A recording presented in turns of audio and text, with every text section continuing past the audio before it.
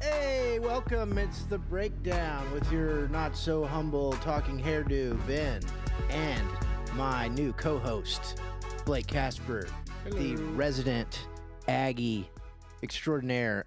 We are coming to you live from the Neon Parrot Studios at the Majestic Coffee Shop in downtown Leantown, Abilene, Texas. And would like to thank our producer extraordinaire, Sam Wolf, and the owner of this establishment as well. We have many audience members today, more so than we've had in a while, because it is the Super Bowl weekend. We're coming at it hard and heavy. Mere days. And we'd also like to thank our hair and makeup lady, Jan. Without her, I mean, we couldn't do this show. So also the Travy Wavy, which is the podcast before ours, he had Jeff Bell, who was one of the former owners of Pappy Slocum Brewing on. That's right. And that was a great listen and watch, and I encourage everybody to check that out. It really, they started kind of this downtown / people wanting to do cool things in Abilene, and people kind of sticking their necks out and starting small businesses, and so I wish I could have been here for that one yesterday, but I was actually in the land of the burnt orange. Ugh. I was at UT, your favorite school, and we went on another tour for my daughter to look at schools, and she was accepted. Exciting. And this is where a little family gloss time here, but she was accepted into Texas A&M's biochem program, Nice. which Dig is 'em, baby. which is the basically their med school program, as well as University of Texas's biochem program. That's awesome. And so it's been a which one does she pick situation. And the winner, you will be happy to hear, is Texas A&M. She will be attending Texas A&M in the fall. Super excited at Bryan College Station, and I can't wait to go to a football game. cannot wait See, either. we got to go to an Aggie game. We are going. with Aria and tailgate and the whole be thing. awesome. The I tailgate's don't know if phenomenal. I can wear the You don't have to. colors. Just go on the blackout game. Just wear the black. Yeah, it's just hard for me going to Tech, and like I always say, it was my almost mater, but I spent 3.5 years there, going to classes, going to football games. Yeah, you gotta- I mean, it definitely feels like it's my home, and we're in this Aggie merch store, Yeah. and last week, and I was just like, there was a chair, and I just sat in the chair, So and everybody was so excited about being in there, and I was just like, I can't do this. I have a buddy that's a Longhorn fan whose daughter is now A&M. Ah. I've slowly seen him starting to that orange is fading into that beautiful maroon, and it is it's a great thing to see. For real, yeah. And it's one of those things, I was like, I think I could wear like an Aggie dad shirt. Yeah, that's what I'm I think I can do Just go that. the I don't Aggie think I dad can route, like you know what I totally mean? rep No. that hard. Now that may change, just like your buddy. You never know. That might change, and I might never be know. just rocking maroon because, it's weird. It's like the house divided flags and shirts. It's a Which real is thing. always fun. Yeah, It's right. the greatest thing ever. Absolutely. Thanksgiving wouldn't be interesting without it. Yeah, You know no what I mean? kidding. I wish I went to a school that was a little more competitive, though. But that's okay. Don't I? Don't I know it? No, So, okay, this is Super Bowl week, guys. We're excited. We're our fan favorite, Big Frank, is about to get on the line with us. yeah. And I've got some pointed Super Bowl questions. And I also want to get his take on my Raiders hiring of Pete Carroll. I'm actually super pumped about it. I think it's great. Everybody's just knocking him because he's old or whatever. But, like, he's going to bring a culture to our team. He's got a 3-year contract with a 4th-year option. and I think that's perfect. I think it could I think it's a good thing. get us pointed in the right direction. Okay, so now I'm gonna get Big Frank on the line, and we're gonna talk some Bears, some Raiders, and some more relevant teams such as the Kansas City Chiefs and the Philadelphia Eagles. And I'm gonna get him on right about now. Yeah. I'm going to try not to get the phone too close to the mic this time. Hello. Big Frank, what's up, buddy? What's going on, Ben? How are you? Man, I'm great. I'm so pumped. It is Super Bowl weekend is upon us. Are you excited? You know, I am. I'm pumped, but I'm also depressed because after this week, there's no more football. Oh, I You know. what I mean? Yeah. You got to hang on to all the other crap, like the college, what do they call it, at Indy that they have, where they all go and they work out, and all the pre-draft stuff. And, Oh, yeah, the combine. Stuff like that. Yeah. So it's kind of depressing, but at least down here, we're up here, we have a lot of stuff to talk about with all our coaching. Oh, yeah. And everything that's been going on. So, hey, before we get going, though, I've got to ask you one question. We talk about sports, but what is your take on that Dallas Maverick trade? Oh, yeah. Of Luka Doncic. I cannot believe. I have seen a lot of trades in my lifetime, but I have never seen one where a kid like that in his prime that just gets basically, traded away for. I mean, if that was me, I would have wanted like the next 10 first-round picks from them or something like that. What was your guys' take down there on that? Obviously, from Texas, I'm assuming if you're a basketball fan, you're a Mavericks fan. What was your guys' take on that? Oh, man, it is like Rome is burning in Dallas. Like, I can't imagine. I mean, people are beside it because we've got a lot of Dallas Maverick and Dallas Stars, like the hockey team fan here in Abilene, particularly, Sure, yeah. and big Mavericks fans around this area because we're closer to Dallas. And like people are beside themselves. No, it just makes zero sense. Like, because we don't talk a lot of NBA on this show, but when things are relevant. Right now. Yeah, but this is just relevant in the sports world. What kind of why? There's no reason why somebody would get rid of this kid. Other than everybody. Yeah, they all talk around here. They say, well, there's got to be something more to the story. Like, okay, he always comes in out of shape. He's not really 100% into it. But like they're saying, listen, I don't care if he's 250 or if he's 230 or 270. The guy gives you 30 points a night, grabs you double rebounds and assists. He's only 25 years old, arguably one of the top 2 or 3 players in the NBA right now. And he's so young. It's not like he's on the end of his career.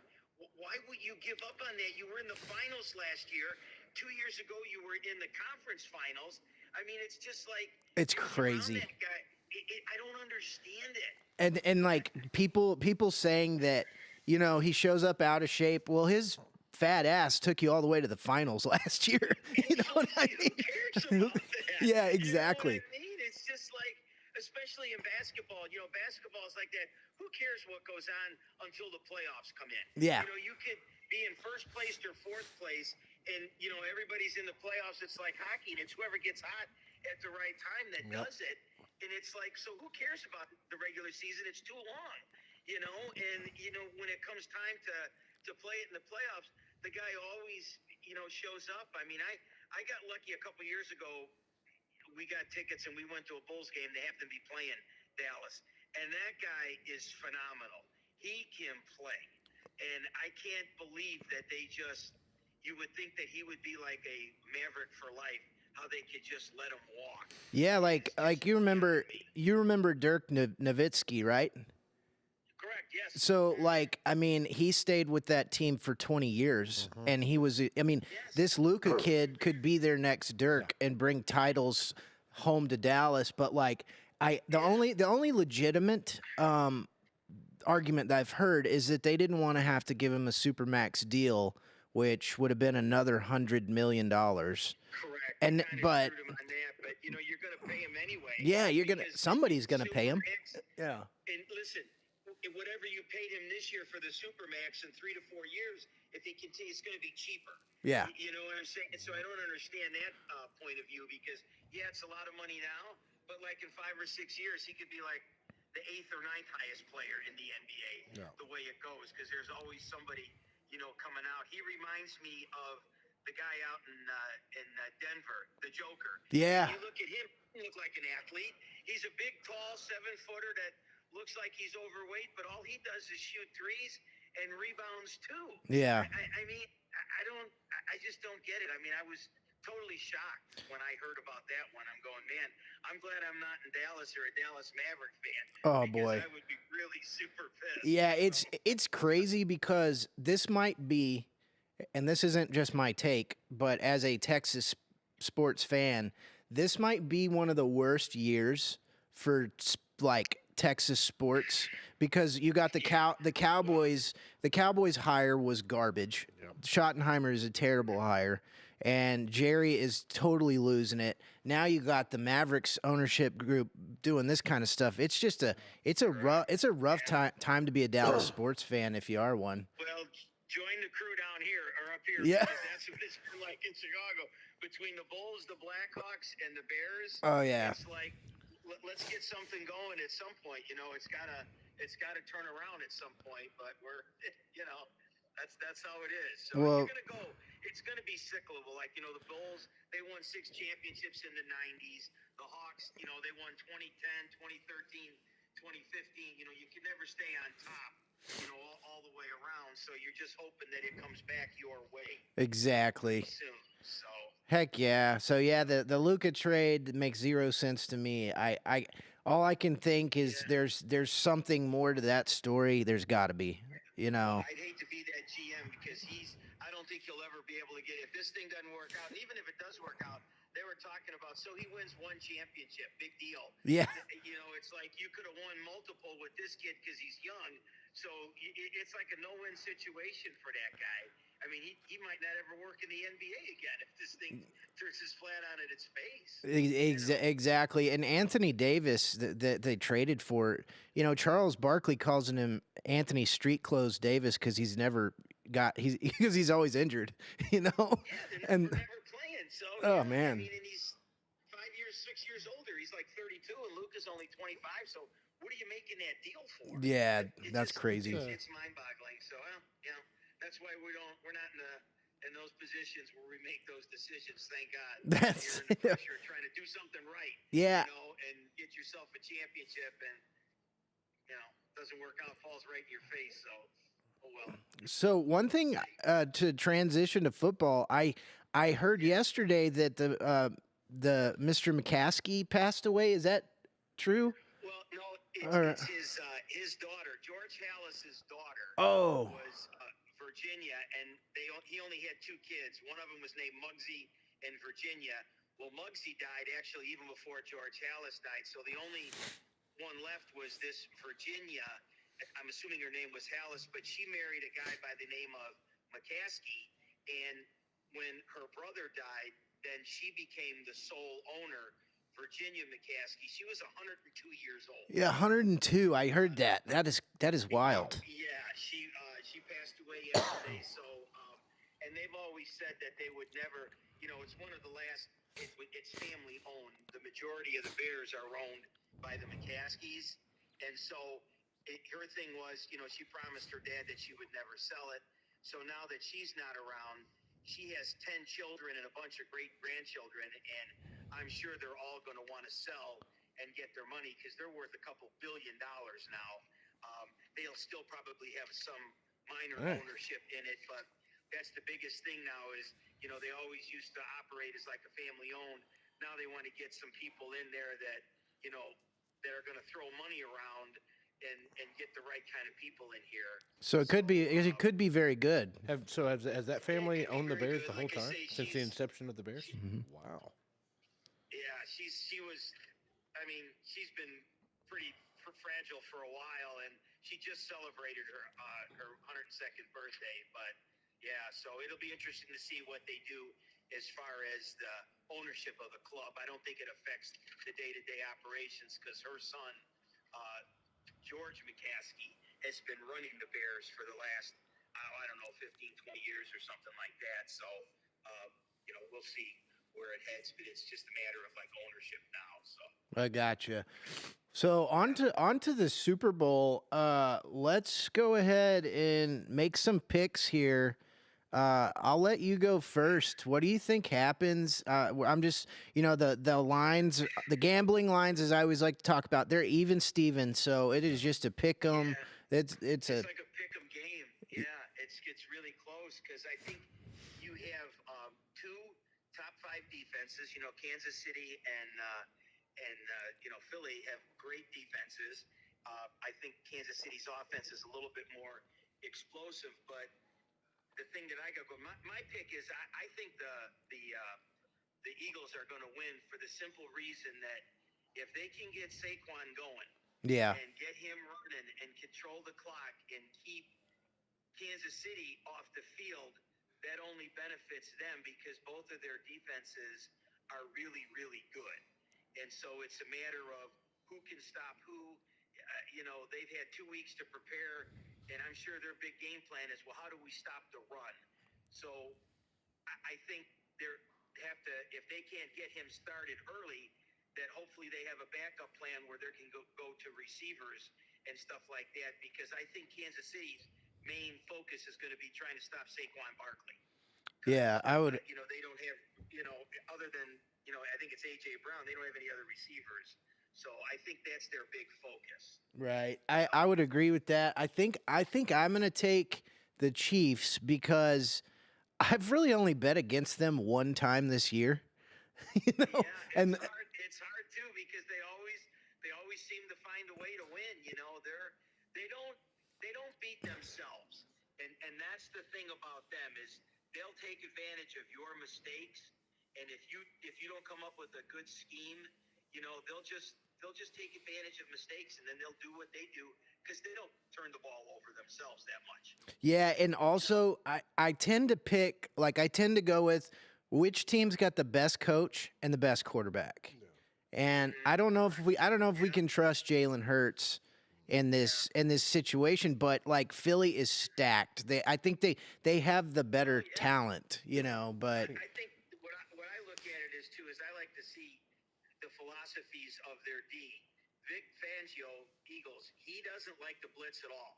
He relies on his front four, and he'll maybe throw a linebacker in there to blitz, whereas you get Spagnola from Kansas City.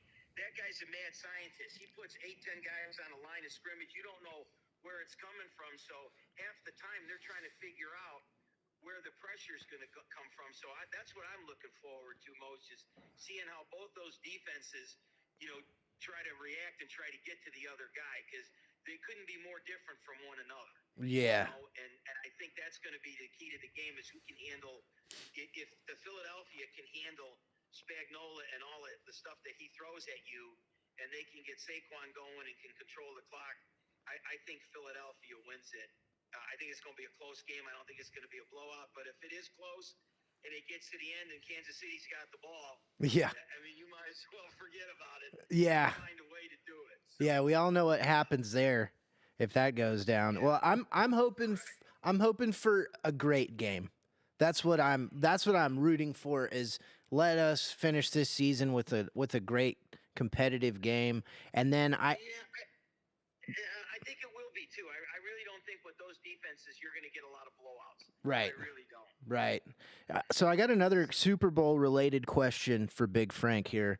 And how do you watch the game? Do you go to a party? Do you host a party? Family over? Or are you like me and you shut all the windows and just nobody talk to me? I'm watching this thing.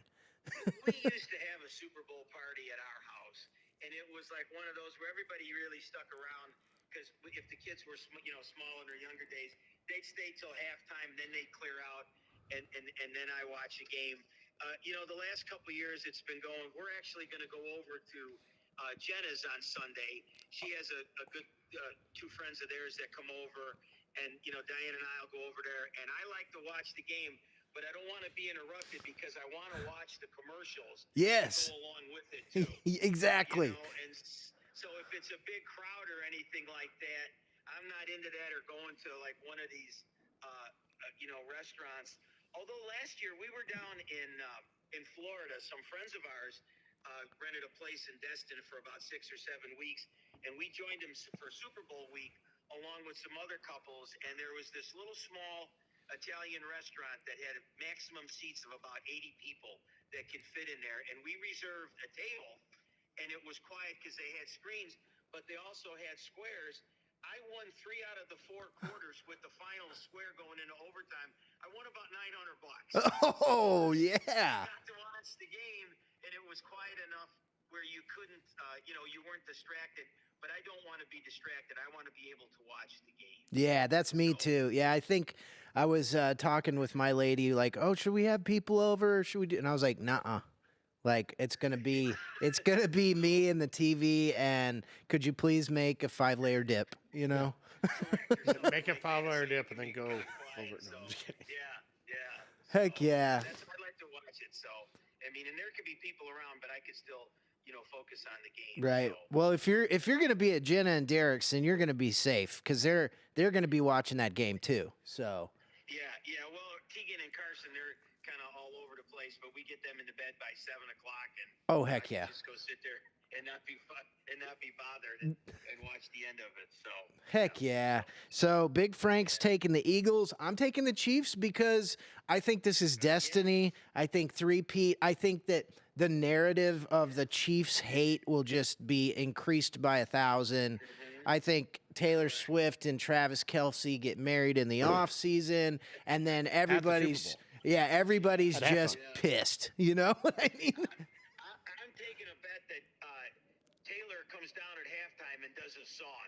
Oh, that would be cool. She's going to come on down over. I think that would be a good prop bet to see if that's going to happen. Is it true that guy's not making any money that's doing the halftime? Yeah, so here's That's another thing, right? here's another thing, Big Frank. Did you know this, or you can correct me? So if you want to be a halftime performer at the Super Bowl, you got to pay the NFL like $6 million or something. It's ridiculous. I didn't hear that. I heard they don't pay you. Okay. Well, that's what I'd heard too, Frank, was they don't pay you. Yeah, what I heard is they don't pay you anything, but if you get picked to do it, you say you do it, and you don't get paid. But obviously, their thing is it's the most watched television show in the world that day.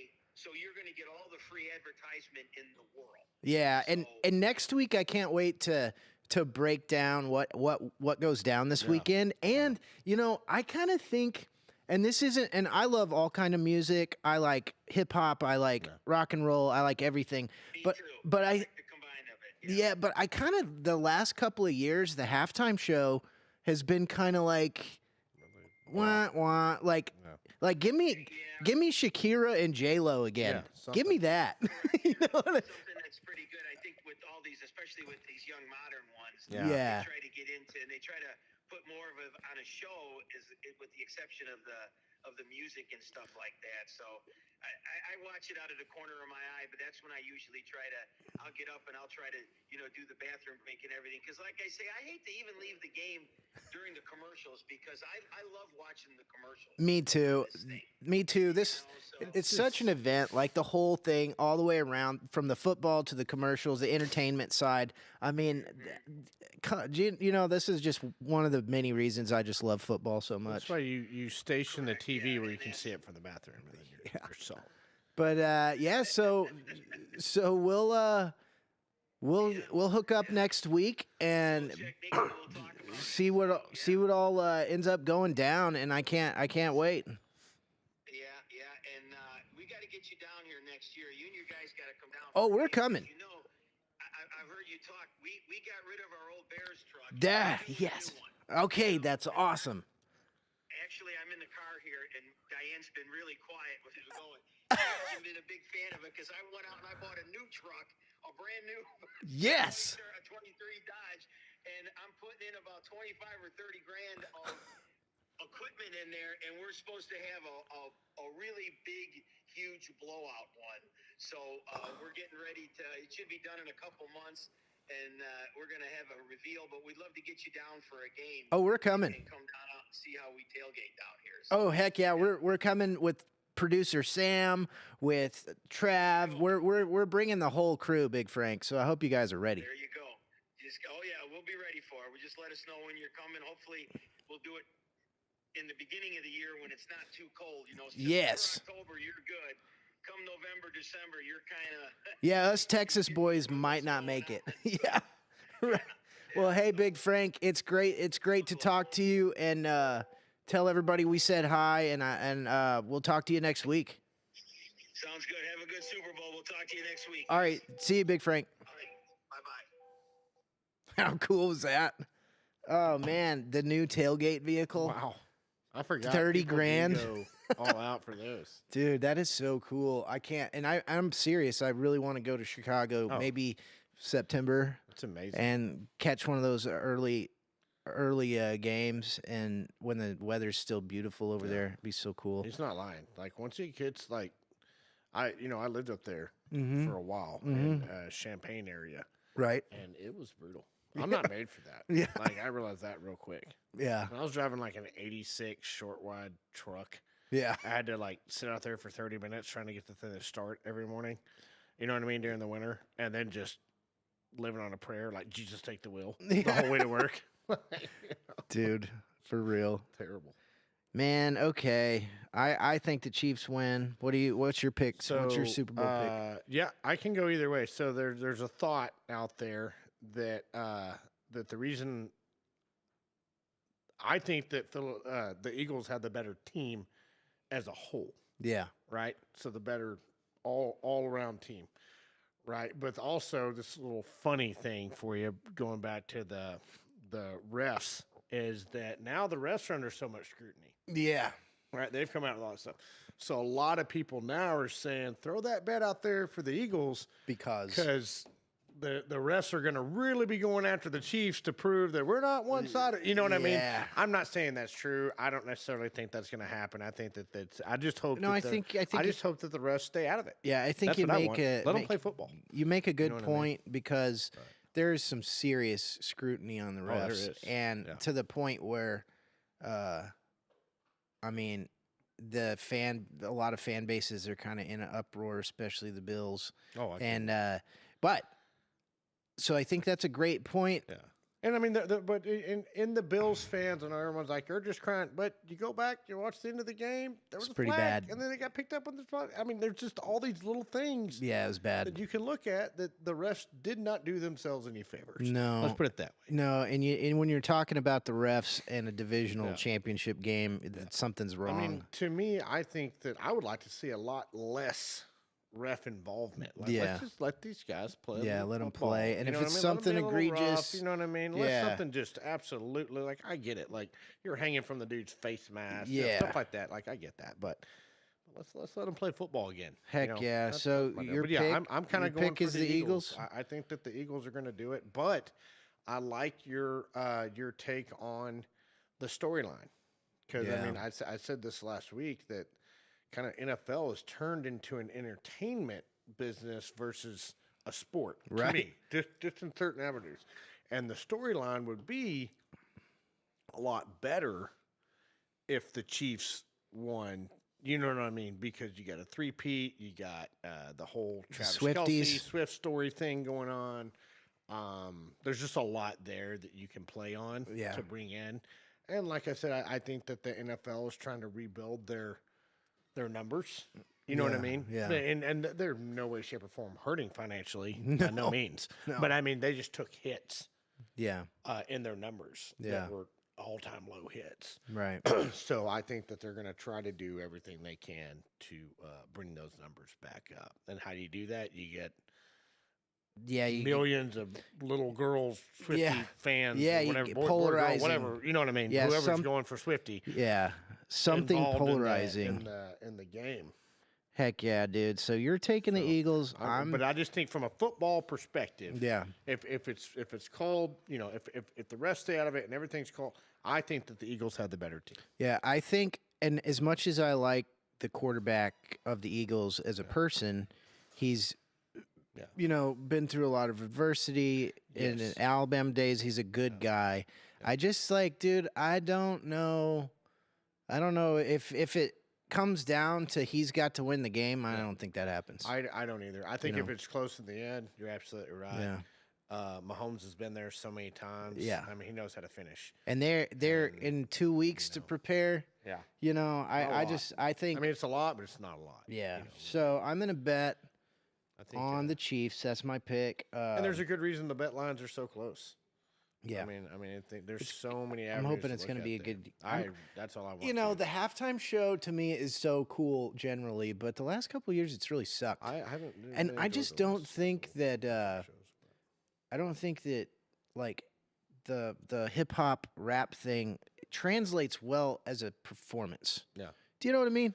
Like I like the music just fine and everything, but it's like, you know, when you have like, I don't know if you remember, it was like in 2012 or something, but Lady Gaga. Oh yeah. She freaking jumped from the top of the stadium on a freaking cord, man. Like that's crazy. You don't see that kind of stuff. It's nuts. Yeah, just jumped right off the top of the thing. And Katy Perry came out on this big lion thing. Yeah. Like, I just think that we're just kind of, I don't know. I love the halftime show so much that I want to see something better than, I think it was Rihanna last year or something. And I would like for them, I think they've been on, and again, no problem with hip hop at all, but they've been on kind of a hip hop trend as of late. And I would just like to see them like change it up every year. Like let's just bring on some different, you know what I mean? Yeah. Just to have it be a little different. You know what I mean? Yeah. That'd be cool to me. Or what would be really cool to me, just as a fan, would be have different genres all perform at halftime, like a couple different artists from different genres of music. That'd be kind of cool to like a blend thing. That'd be pretty neat. Yeah, hopefully maybe we'll see something like that. Cool.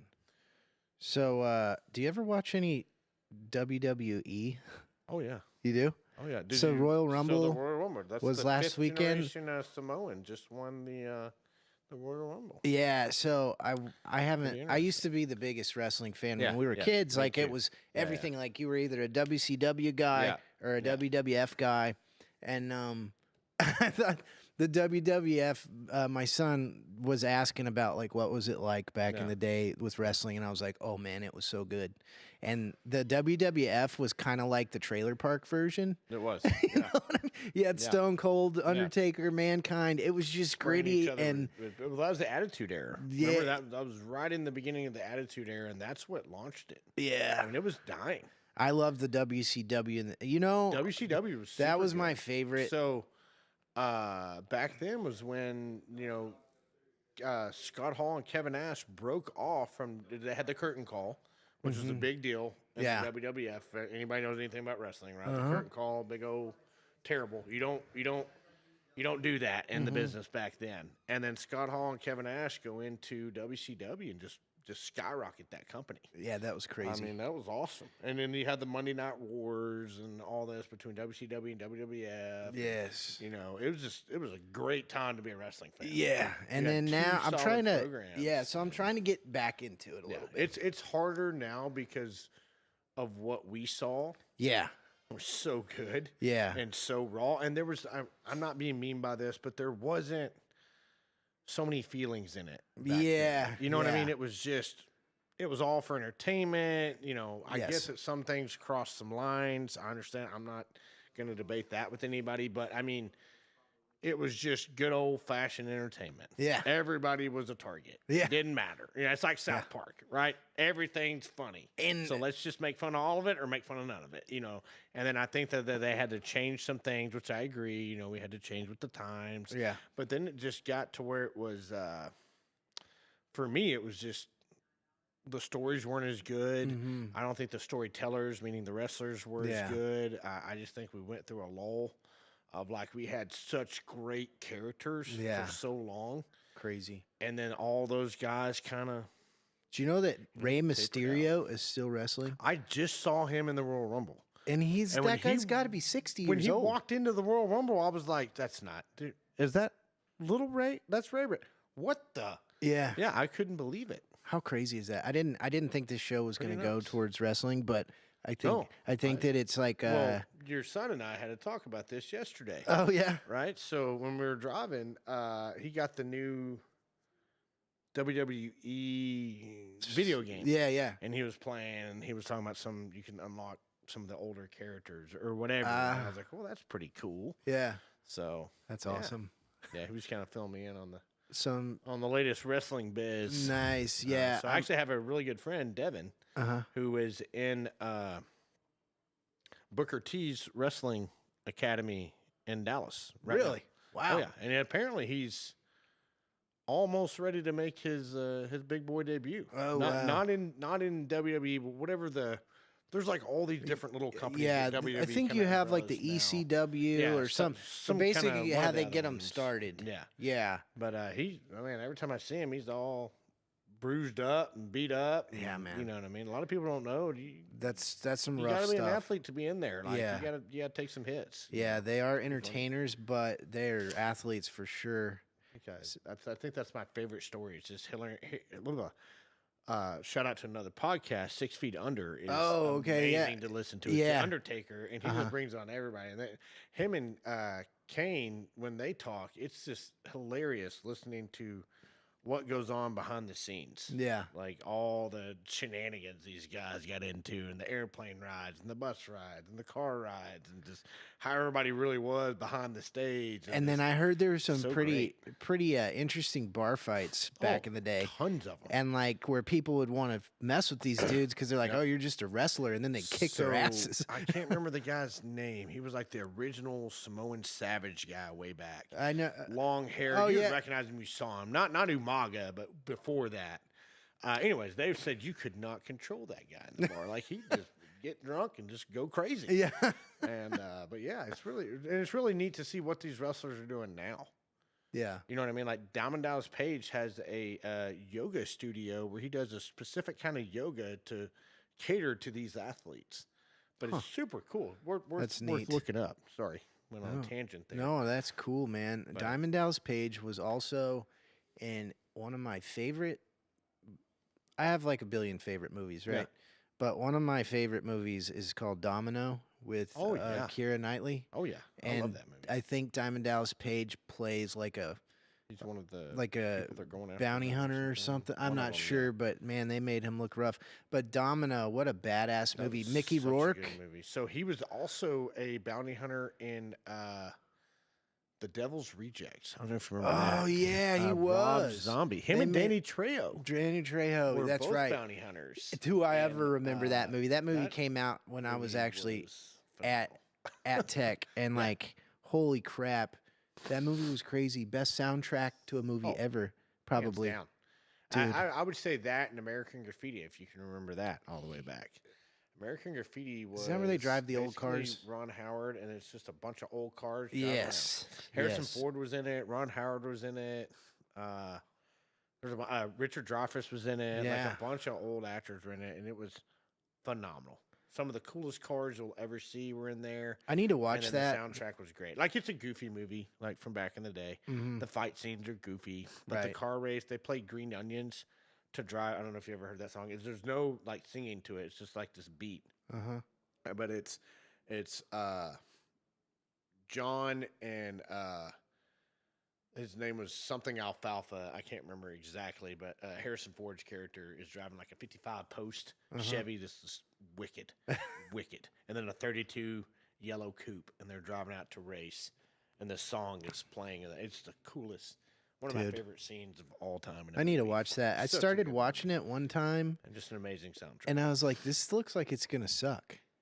But then everybody loves it, so I really need to watch it. You got to get past some of the goofiness early of it. Right. And understand the movies back then, right? Because one of my favorite movies growing up was Porky's. Oh, remember Porky's? I love Porky's. I remember the first time I saw that. Like, it's almost like you feel guilty watching it at first. You're like, am I watching something bad? You know what I mean? But no, that is such a funny movie. Pee-wee, all of them. Oh my gosh. And they do so many things. Yeah, that movie was raw. And it just reminded me of like how as young boys we're a bunch of idiots. Yeah. Like, For you know real. what I mean? Like, we really are. Like, it's just hilarious. I have a saying that, like, I think that boys from the age of about 17 to 25 should just be locked up on an island somewhere 100%, and just, like, There's run by no good marine decisions drill ever made in there. Yeah, You know what I mean? just run by marine drill instructors or I'm something. telling you. But, yeah, geez, that's whenever we tattoo ourselves and do all kinds of crazy shit that we shouldn't. But I had a friend that was going to get this big neck tattoo the other day, and luckily thought about it and moved it down to not have this giant. You know, I'm like, you don't even have that many tattoos. You're just going to. You can't start with that one. No, like let's not do that. Let's ease into that. Well, we have today. We're every show now, because football is winding down. We are gonna do like shit that we like segment, right? Which is like historic weapons, new weapons, all kinds of stuff. And so I brought a couple of things because last week we had our kind of K-bar, FS fighting commando knife segment, and now we're gonna take it back a couple hundred years. Yeah, you know. And for this one, this is a replica of the movie The Patriot. Yeah. Tomahawk that Mel Gibson used to just completely annihilate the British. Have the hammer on the back, like the. Yeah, so basically it's like Dole on the back or whatever. Yeah, so you got the hammer, either, which I think it's supposed to like mimic a pipe hawk. That's what I was thinking. But this is actually, the company is called the King's Forge, they're a company out of Georgia, and they actually, no joke, made the Tomahawk for the movie. Oh. And now they sell these, of course, and I've chewed this one up a little bit, but that's essentially a replica of the Patriot Tomahawk. Isn't that cool? And it's a great tool, but it's also obviously, be a sick melee weapon. Golly. And imagine being in those times. Yeah, dude. The brutality of this thing. Yeah. I don't know, like Braveheart and stuff like that. Like the way that they used to fight. Yeah, dude. It's like, golly, just dudes in a pit hacking each other up. Yeah, just like you're gonna just swing just swinging it and hoping you hit meat. Like, what kind of a mindset do you have to be in for? And I guess they just didn't know any better, right? I think it was just like with the time, like kids that grow up a certain way. Okay, so let me use an example for you. So, like new younger guys coming into the workforce, right? Yeah. Not knowing like how to use a hammer or a set of pliers or whatever. Like to me, I'm like, where the heck did you grow up? Yes. Like, how do you not know what this stuff is? Yes. That's a good analogy of kind of the evolution or de-evolution of all of us. You're a product of your environment sometimes. And I think that our environment has changed. You know what I mean? We've modernized. And do you remember when we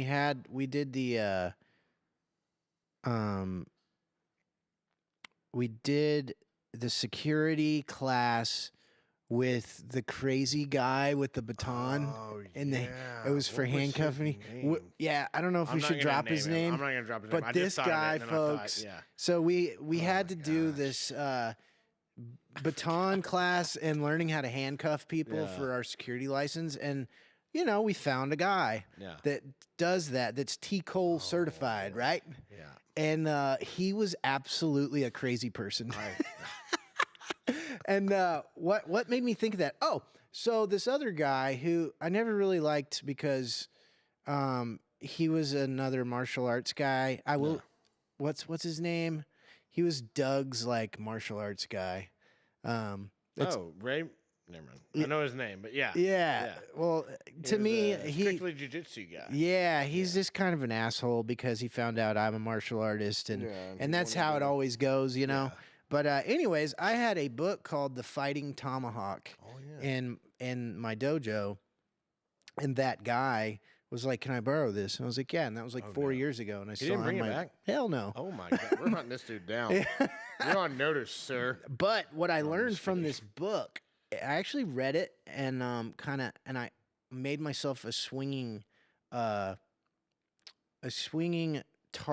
target in the back that you can move them. Circle, like a circle wood. Right? It's basically like big cylinder, and that way you can live blade train. Because I am a nerd, a cool nerd, I've been told. That's not a nerd. That's just awesome. Yeah. So in the book, as you'll see, like in The Last of the Mohicans, which is another great movie. Phenomenal movie. So they in the book, which is historical, they use a tomahawk with a long knife. Yeah. And sometimes it's ice pick grip, sometimes it's straight up. But talk about a great combination. So one of my favorite all-time scenes. Now the dude just gets meleeed after it, but is you remember they kill the son, the Native American son.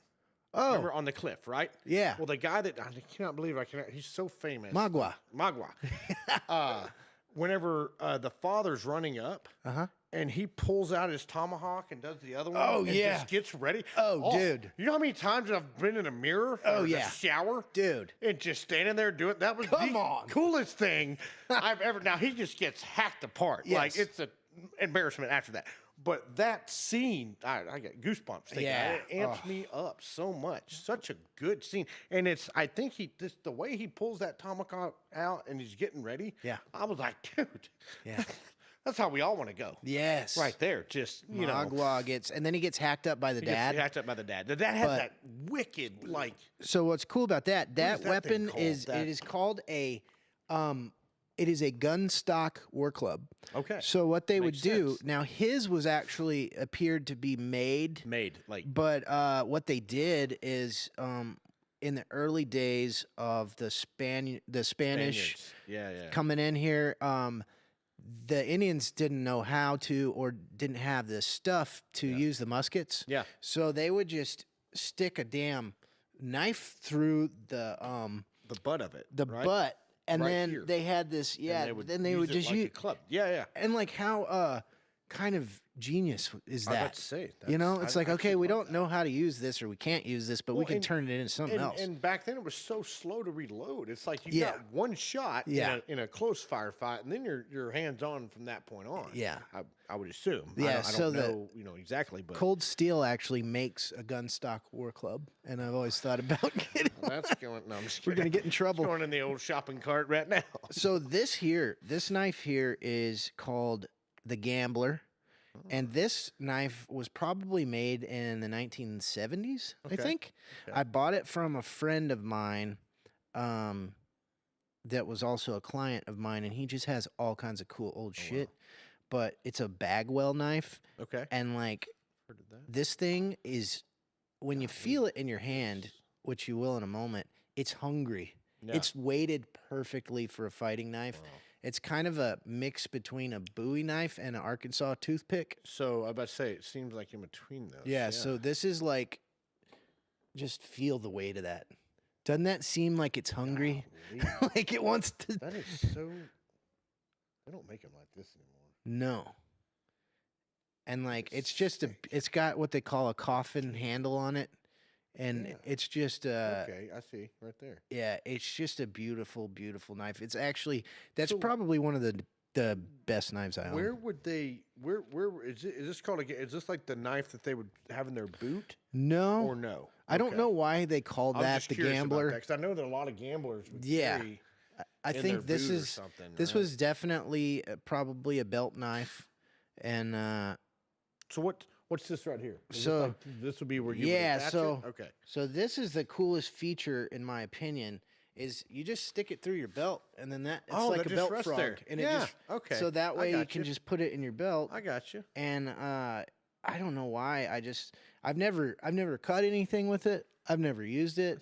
It's almost like, to me, it's like one of my little museum Yeah. pieces of my collection. Oh, that's so and cool. it is love that. it is MF and sharp. Yeah. Oh, Like yeah. bad I did- sharp. I did And definitely it's tell you. actually true to historical knives of this fashion. Like a Bowie knife always has that clip back Yeah. there sharpened, and Yeah. this one is sharpened. You don't find them that wow. way No, very you much. don't. And that is I for like that. kids at home for a back cut, which I Yeah. learned about that not that long ago. But they would, They know, would if cut in and then they come would back, they'd right? basically try to cut the dude's arm with the back of the knife, Yeah. to disarm So him. just flip it off. Yeah. To disarmament basically. But Okay, got it. what a cool knife, That is super cool. right? The Bagwell. I gotta Bagwell think who I bought that from. Dwayne. His name is Dwayne, and he was a former Taylor County Sheriff's Okay. officer. and just a cool dude, a 1911 guy, Oh, only, nice. Yeah. only a 1911 cocked and locked. He's that guy, and he will never have anything else. Yep. And he's probably like almost 80 years old now, Reminds me of Gran Torino. Oh, yeah.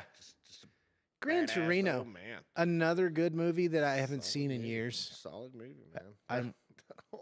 I don't know why these movies just Clint Eastwood, man.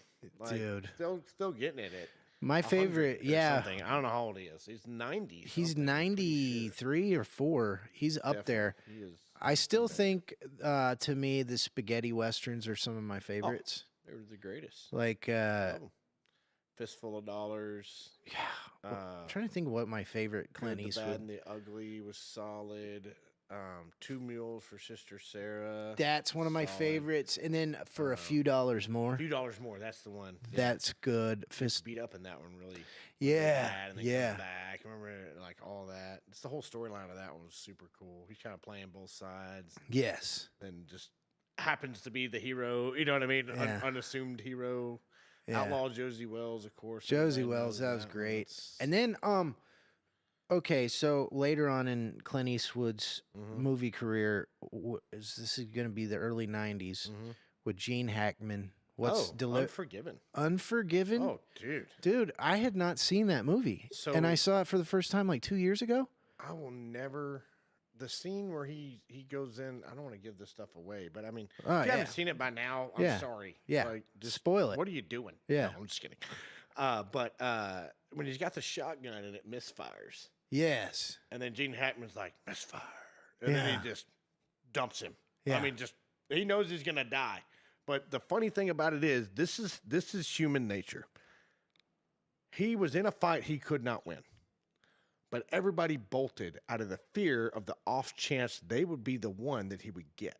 Yeah. You see what I'm saying? Yeah. And so when he's walking out and he's like, I'm coming out. And just know, any of you sons of guns, can I say bitches? Yeah. Sons of bitches takes this fire at me. I'll kill your wife. I'll kill your children. I'll kill your dog. Like he just goes down the line. And it's just the threat of all. I remember being like, I would shit myself if an old man that just blasted a dude in front of me and blasted a couple other ones came out and said that. Yeah. I'm not taking that shot. Yeah. And then you see these two guys and they're talking about it. And one of them's like, you go ahead and take the shot. And he's like, well, I don't got a clear view. You know what I mean? He's like, nobody no. wants to risk that. Dude. I mean, it's this old man. He just came in there. And he talks about how you're going to bury my friend and you're going to do all these things. And I'm just so badass. Yeah. Unforgiven is... It's called like maybe the best Western of all time. It's up there. You know, I don't know if I would say the best Western of all time, but the best modern. Yeah, okay. Western. Let's put it that way. Yeah, best newer. And Danny Glover was Danny Glover in that one, or no? Morgan Freeman. No, Morgan Freeman. Okay, Morgan Freeman was in that. Morgan Freeman's in there, and I can't remember the kid's name.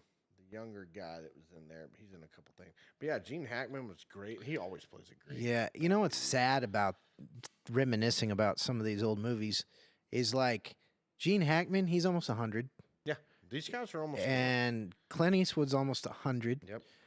And Morgan Freeman has got to be close to 90. Yeah. And it's just kind of sad. So, I'm trying to think of his name right now. Oh my gosh, I can't believe I just forgot it. But he was in John Wayne movies back in the day. Okay. So I don't know if y'all remember True Grit. True Grit, yep. So he was the bad guy. Oh, gosh, how did I just draw a blank of his name? He was the leader of the gang when John Wayne puts the reins in his mouth and says, fill your hands, you son of a bitch. And then we all wanted a big loop spinning rifle. Yeah. Everybody in the world at that moment wanted one of those, wanted a horse, and to fire a 6-shooter and a rifle in this hand and just have your reins in your teeth. And anyways, but that guy he's been in a ton of stuff. He was in Lonesome Dove.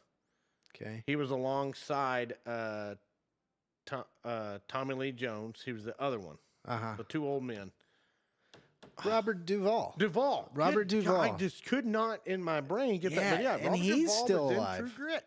Can you believe that? That's Way crazy. back. Dude, and all these guys are almost gone. They're all they changed the Western movies forever and Hollywood and that that regard like nothing we've ever seen.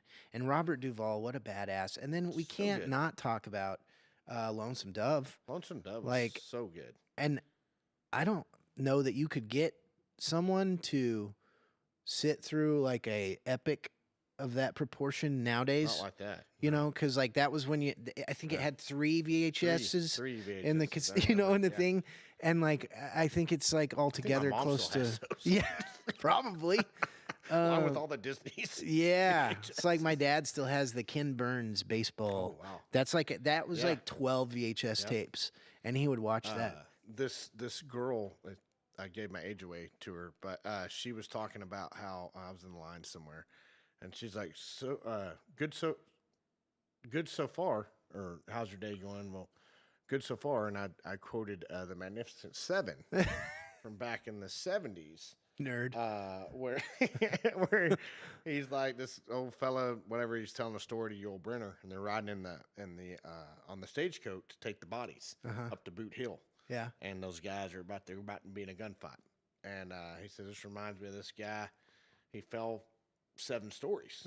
And every story that I heard him say, good so far. Good so Until he far. hit the bottom, it was good so far. Oh. But anyways, and that's remember being a young kid hearing that for the first time. You know what I mean? Back in my grandfather's floor. Right. Old Westerns with them all the time. Dude, that's cool. You know, our buddy Bradford, his favorite Western is, what is it called? Because they have 1911s in it for the first time in a Western. Yeah. The Wild Bunch? Wild Bunch, I think is that's that it? right. I think that's right. Because they actually had semi-automatic pistols, but they were cowboys. How cool is that? Do you remember Big Jake? Big Jake. John Wayne? Yeah, maybe. That one kid had the automatic pistol. Oh, okay. And that one too, and that was an older. Yeah. Older. I remember that was one of the first ones I saw. Rapid fire pistol only in there. Yeah. Oh, dude. Cool. So like Robert Duvall's character and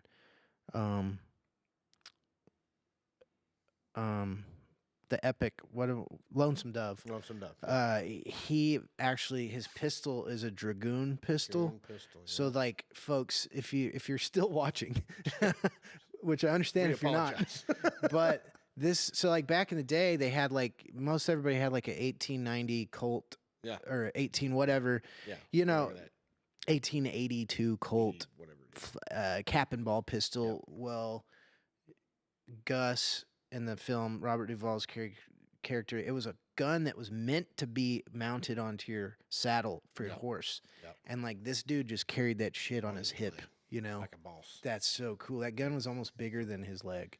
But just you know, when we talk about these old firearms and methods of war, it's like how freaking much technology has just, even from 10 years ago, we didn't have all these micro pistols and stuff that we have now.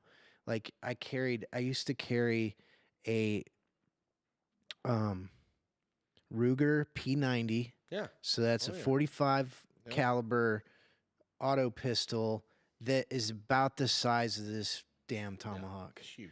And in my waistline, in my belt, just hanging out in there, you know? And it's like, because that was cool. Because you know why it was cool? Because that's the same gun that Antonio Banderas used on Desperado. And it's the size of a freaking brick, you know? And then now we got all these cool ninja guns, but I do kind of miss that sometimes.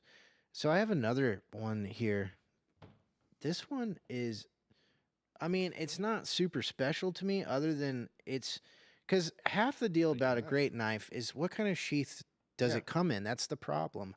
And this sucker, it moves, it spins a little bit. It's like something the Spaniards would wear or something. Yeah, and this one here is going to be another bowie. That's a bowie, but this bad boy is more like a small sword. But it's like a more machete kind of. Yeah, more accurate to the actual knife that Jim Bowie had, and that is. This is going to be a cold steel. Made to hold you can do that probably if you're. Yeah, I'm not really sure, but I guess if you. I just saw that notch and thought, I wonder if that. Yeah, I'm guessing the finger notch. Hold that? I don't know. I think it's if you're using it as a tool, probably, so you can get a little. So fun little Jim Bowie for you. he would clear the furniture out in a room. Remember this? And throw his knife down. That's how he would fight. Oh. That's why he was a badass knife fighter. He would clear all the furniture out, and that's how he would challenge people. He'd throw a knife down. Just throw it on the ground and stick it in the ground. Yep. And then they'd be like, nah, I'm good. All right, let's go. Let's go. You know what I mean? He's a crazy dude, man. That is nuts. Super cool. That's a cool knife, though. Yeah, I like that one. It's this one here is called it's a cold steel range buoy or something like that. Yeah, the range buoy. But another thing about anybody that may or may not know about cold steel is Lynn Thompson, the goofy kind of heavy set redheaded guy. Oh yeah. He sold the company. That's right. And it kind of went down. And he sold it to some, I don't know, like a group, and now they're making their stuff somewhere other than they used to make all their stuff in South Africa. Yeah. And some places in Thailand, and it was really good quality stuff, and now it's like probably China or somewhere. But so speaking of that, do you think now with some of these tariffs going on, maybe we can start making some stuff in America that's affordable? Yeah, that would be good. I mean? That was the big problem before, right? Couldn't make anything here because nobody could afford to buy it. Right. You know what I mean? Yeah, that would be nice. It's kind of cool to see some of these companies make some stuff on the old U.S. soil. Again, absolutely. You know what I mean? And it sounds like the administration right now is wanting to start start making things here again. That'd be nice. And that would be pretty sweet. We do make some cool things here, but we need to make a lot more. I think that no matter how you vote, you should want that. Yeah. You know what I mean? Whoever's in there. Yeah. I agree with that look on let's get stuff coming from us, because it's just really cool. It's like a pride thing, right? Like I want to buy a katana from Japan. Yeah. Why? Because that's the best people make you that. Know what I mean? And that's and I'm kind of like America to get something along, not a katana, but you know what I mean? Yeah. Something along those lines with some of our stuff would be Heck really yeah, cool dude. Oh, and other news, yeah. current event news. So a few weeks, maybe months back on this program, The Breakdown with yours truly, when Joe Burrow, the quarterback of the Cincinnati Bengals, was playing in a game, his house was robbed. That's right. Of somewhere around like $300,000 or $400,000 worth of like jewelry and watches and stuff. Well, they caught the guys yesterday. And it was a group of illegal immigrants that are in this string of hitting these players and Hollywood people when they're not home, and it's just there's something ironic about that. It is to me. Funny, you know, like, it's not funny. I don't want anybody to get robbed, but like. You got all that money? You got a security system? Yeah, like locks on the door. Like how are these I gotta think they're using more than Simply Safe. I'm about to say, you know what I mean? Like, how is it so easy for them to get boosted like that in these super rich neighborhoods? I mean, watch out! Weird. Times get much rougher for me. Watch out, Hollywood. Yeah, right. I'm just kidding. Be leaving with a Lambo, dude. But yeah, it is interesting to me that I'd be interested to know how they got in. Like, how Were they criminal masterminds, or were they just group of dudes were like, hey, we got an idea. Yeah. And we're going to execute. And they went and did it. I don't know. That's absolutely. Crazy stuff. But it's just interesting to me that, you got all that money. Yeah. One of the first ththings I'm doing is securing my things. You know what I mean? And then I put things in there. Absolutely. Yeah, but that's interesting. We'll see if that doesn't start to get cracked down on. Did they say how many houses they were able to hit before they got caught? I don't know. Do they have any of that information or no? I don't have that information, but I do know that it was like a group of 4 younger men, dudes. And like so they'll be getting rounded up and sent the hell out of here, which will be nice. But anyway, so we're gonna start wrapping up the show. Yep. We've gone all over the map, which is very cool. I like this kind of new segment stuff that we're doing with the breakdown. Always going to have a heavy sports presence here, but I do want to mention, I think we were talking about it before we started going live on the show, but my daughter has chosen a college, and she has chosen wisely. Yeah, so we went to A&M and toured A&M, and then we toured University of Texas, and she has chosen the Aggies. And we may have already talked about that in the beginning. Okay, so I just wanted to mention that again. Good that job. we're going for the Solid we're going choice. Aggies. And I think that it's a good choice for what she wants to do. I think that regardless if you're an A&M or Texas fan, really when you're choosing in college, you want it to progress you in life to the next phase of life for her, right? Absolutely. So kudos to you for stepping aside and letting your daughter, you know what I mean? Right. Yeah, that's true. Do that and not really trying to. I think a lot of parents. I'm not judging any parents out there. Don't get me wrong. I'm just saying, like, I'm a father too. Yeah. We try to kind of, Yeah. hey, come this way. Kind of influence their. Yeah. And kudos to you for letting her go tour these schools, and going with her, and letting her make that choice on her own. But also, I think that A&M, aside from me being an A&M fan, I know that my family, my aunts, my uncles, my cousins have such a vast network of people. A&M is so good about like using other A&M people. Like they are very committed to that unity and that what's that like fraternity basically. Yeah. They're very committed to using other Aggies. So I'm excited for Aria.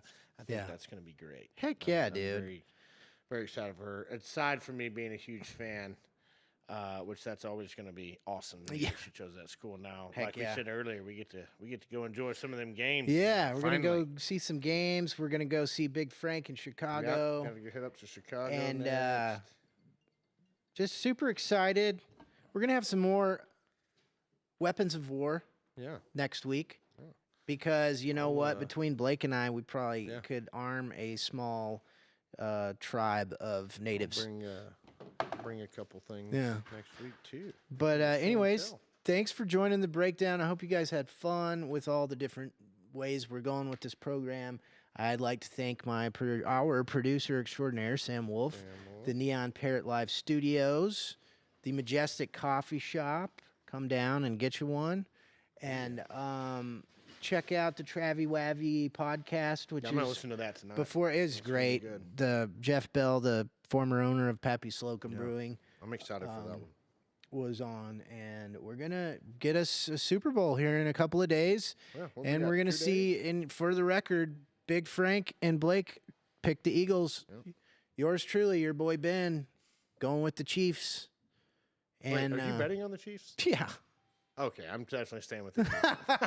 Nice. Just kidding. Fade me. Yes. Fade me. This is like week 19 of this podcast that is morphing into all kinds of things, and I'm just having the best time. That's awesome. And anyways, Sammy, whenever you're ready, you can take us out with that awesome music. Hell yeah. Here we go. Oh yeah.